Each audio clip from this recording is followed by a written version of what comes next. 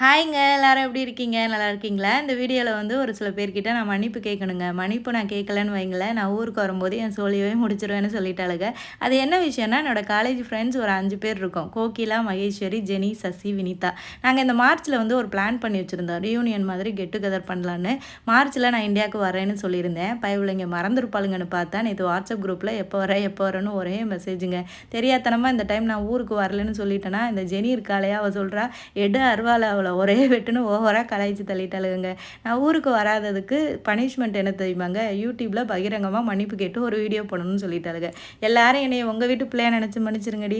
2025ஓட 10 வருஷம் ஆச்சுங்க எங்களோட ஃப்ரெண்ட்ஷிப் ஆரம்பிச்சு. இந்த ஃப்ரெண்ட்ஷிப் எத்தனை வருஷம் ஆனாலும் மாறாது. எனக்கு எத்தனை வயசானாலும் உங்கள பார்க்குறதுக்கு கண்டிப்பா நான் ஒரு நாள் வருவேன். எனக்கு நெறைய ஹெல்ப் பண்ணியிருக்காங்கங்க நான் காலேஜ் படிக்கும்போது. நான் அவங்ககிட்ட தேங்க்ஸ் சொன்னேன்னு வைங்களேன், இப்ப இந்த ஜெனி என்ன சொல்லுவா தெரியுமா? "நீ என் ஃப்ரெண்டுடா. உனக்கு ஹெல்ப் பண்றது எங்களோட கடமை. தேங்க்ஸ் எல்லாம் சொல்லாத."